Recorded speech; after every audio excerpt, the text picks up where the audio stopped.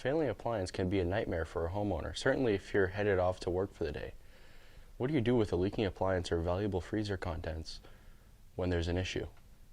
We had the chance to talk to a local expert, Mr. Glen Daigle of Daigle Furniture and Appliance, to find out more about this and get you some advice. Can you tell us how long Daigle Furniture has been in business and how long you've been involved? Yes, my parents started the business in 1952. I've been here since, well, I was working throughout school, in high school. So I could say probably 1965 is when I probably started doing errands and vacuuming and dusting and stuff like that. But Gotcha. I graduated from high school in 75 rather, 79 from college, and went to business school mainly to be here. Got you. What are some appliances? So we're going to hop on the topic of appliances here. What are some appliances that people really look for? You know, they price is very important, but quality and life of the appliance and service behind the sale, I think, is what has made us last this long in this business. We've always serviced our appliances and serviced our customers, so people are aware that they're not stuck by themselves with an appliance. Exactly. Is there any specific types or brands that people look for and that you prefer?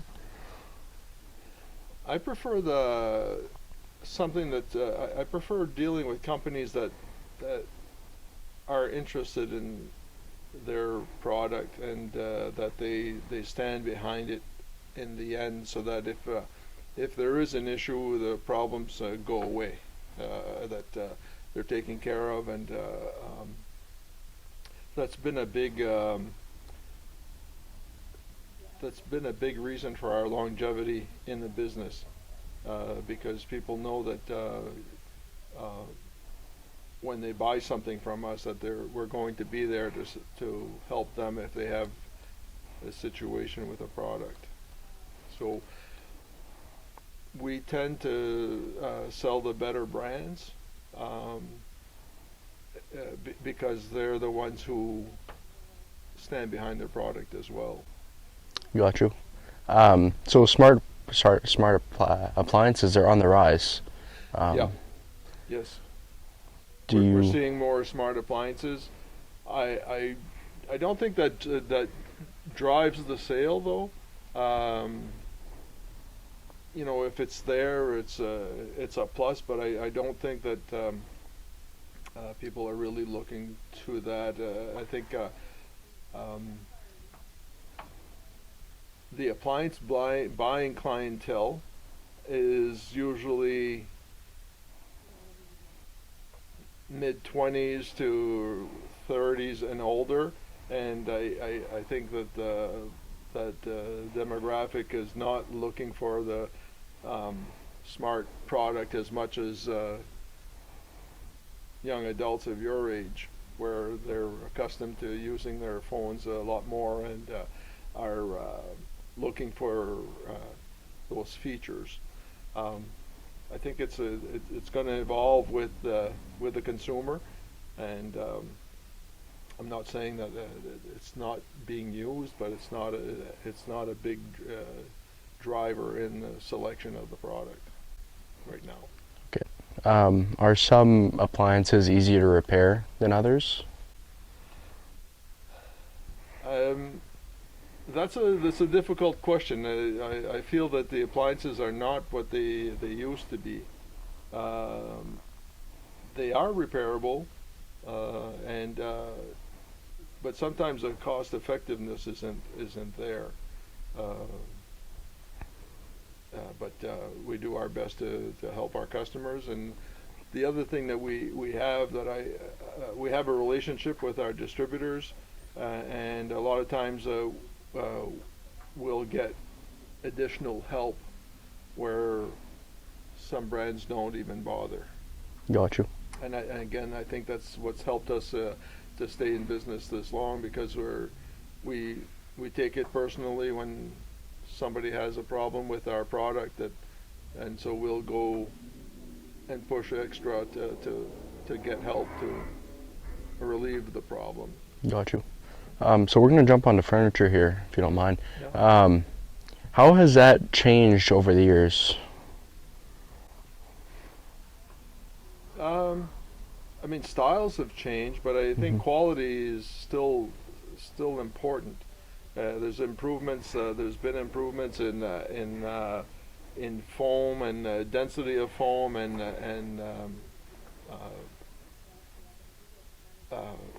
the way they're manufacturing. So things are meant to last longer, and the fabrics are easier to clean and maintain, and you're seeing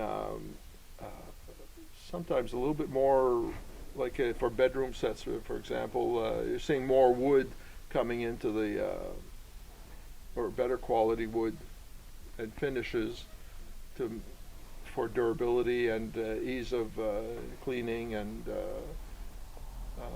so I think it's evolved to a better product. I think that's where we're at. How important is customer service compared to price? Well, you know, I've seen a lot of people who have bought inferior product, and then they'll come back and, you know, may not have bought from us originally, or come back and say, well, geez, you know, now I know what you're talking about, you know, because I paid less, but I got less, you know. So sometimes it's a fine line. You have to be able to understand that we're here to help you, and that's in a small town like this. You know,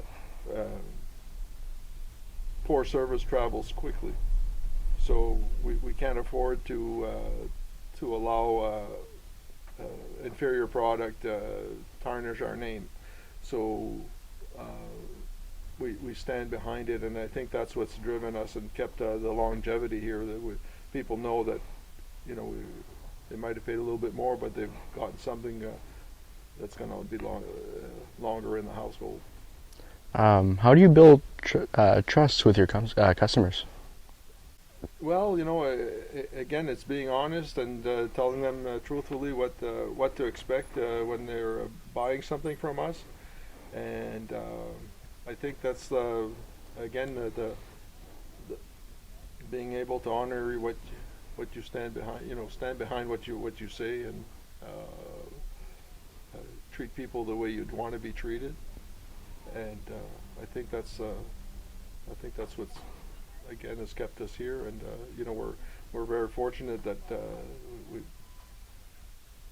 we've seen multi-generational service, you know, from our customers. So it's really interesting.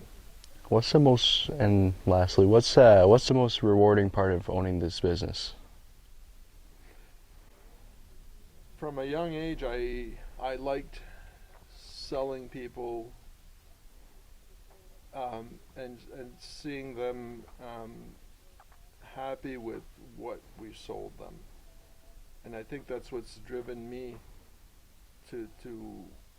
or what I like in doing business is